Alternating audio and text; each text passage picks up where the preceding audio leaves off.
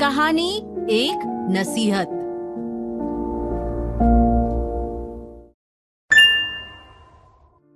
नमस्कार, radio money 9 पर आप सुन रहे हैं एक कहानी एक नसीहत। मेरा नाम है अमन गुप्ता। बेटी के स्कूल एडमिशन के लिए 40,000 रुपए के एक मुश्त डिपॉजिट की मांग ने आशीष सिंह की नींद उड़ा दी है। कोविड के दौरान लोन चुकाने में हुई देरी की वजह से उनका क्रेडिट स्कोर गिर गया है और इसी वजह से किसी भी बैंक या गैर बैंकिंग वित्तीय संस्थान यानी एनबीएफसी से उन्हें लोन नहीं मिल पा रहा था। आशीष ने जब अपनी समस्या अपने ऑफिस में काम करने वाले साथी को बताई तो उन्होंने आशीष को P2P लैंडिंग प्लेटफॉर्म से लोन लेने की सलाह दी। उनके कलीग ने कहा कि इस वेबसाइट पर क्रेडिट स्कोर का चक्कर नहीं रहता और यहाँ बहुत ज्यादा कागजी काम के बिना ही आसानी से लोन मिल जाते हैं। हुआ भी ऐसा ही। बिना किसी कागजी कार्रवाई के आशीष को 12% की दर से कर्ज मिल गया। आशीष को लगा कि वो 6 महीने में कर्ज उतार देंगे, लेकिन आज 8 महीने हो चुके हैं और कर्ज चुकाने के लिए फोन पर फोन आते रहते हैं। दरअसल आसानी से कर्ज मिलने की खूबी की वजह से भारत में P2P लैंडिंग का कारोबार खूब चल रहा है। इस रफ्तार से 2026 तक इसका कारोबार 10.5 अरब डॉलर तक का हो जाएगा। लेकिन कर्ज आसानी से मिल जाए इसका मतलब ये नहीं कि वो उतर भी उतनी ही आसानी से जाएगा। सुपरफाइन माइक्रो फाइनेंस के फाउंडर जितेंद्र नेहरा कहते हैं कि P2P लैंडिंग प्लेटफॉर्म में 4 से 10% लोन डिफॉल्ट होते हैं। आप आशीष जैसी गलती न करें, इसलिए समझिए कि ये P2P लैंडिंग होती क्या है और लोन लेने के लिए ये कितना सही है।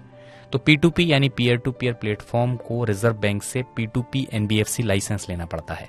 इनके पास सर्टिफिकेट ऑफ रजिस्ट्रेशन होना चाहिए। देश में करीब 20 फिनटेक कंपनियां काम करती हैं जो पीयर टू पीयर प्लेटफॉर्म मुहैया कराती हैं। ये प्लेटफॉर्म कर्ज देने वाले और कर्ज लेने वालों को जोड़ने का काम करती हैं। यहाँ कोई बैंक या संस्थान कर्ज नहीं देते, बल्कि निवेशकों के पैसे से ही कर्ज दिया जाता है।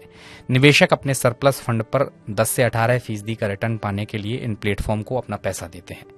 Peer to peer lending platform LenDen Club के को फाउंडर और सीईओ भाविन पटेल बताते हैं कि 23 से 24 साल के व्यक्ति जिनकी महीने की आय 12,000 रुपए के आसपास रहती है, वो उनके प्लेटफॉर्म पर 5,000 से 25,000 तक के लोन लेने के लिए सबसे ज्यादा आते हैं। कम पेपर वर्क में और बगैर सिविल स्कोर पर जोर दिए बिना गारंटी वाली छोटी राशि का लोन बैंक तो देने से रहे, लेकिन जिनका पैसा कर्ज पर दिया जा रहा है उन्हें अगर 10 से 18% का रिटर्न का वादा किया जा रहा है तो इसकी वसूली दिए जाने वाले लोन के ब्याज से होती है। इनकी वेबसाइट पर 6.5 से 9% का ब्याज दिखाया जाएगा, लेकिन हर कर्ज लेने वाले का लोन लौटाने की क्षमता के अनुसार प्रोफाइल तैयार होता है। इसी के आधार पर ब्याज तय होता है। 10,000 रुपए का लोन 6.5% की ब्याज दर पर भी मिल सकता है और 15% की दर पर भी।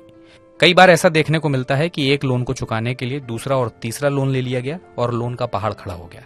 इस तरह P2P से जुड़कर निवेश करना और लोन लेना यानी दोनों ही विकल्प आपके लिए भारी साबित हो सकते हैं।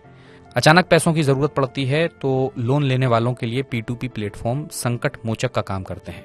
लोन लेने वाले का काम तो मिनटों में बन जाता है, लेकिन जो लोग ऊंचे रिटर्न के लालच में अपना पैसा यहां लगाते हैं उन्हें सावधान रहने की जरूरत है।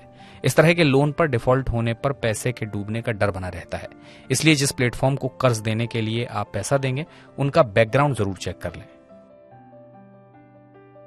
एक कहानी एक नसीहत में बस इतना ही। इस बुलेटिन को तैयार किया है प्रियंका संभव ने। मेरा नाम अमन गुप्ता है। बिजनेस और पर्सनल फाइनेंस से जुड़ी हर अपडेट के लिए आप सुनते रहिए रेडियो मनी 9 और डाउनलोड कर लीजिए मनी 9 का मोबाइल ऐप। चलता हूं, नमस्कार। एक कहानी एक नसीहत।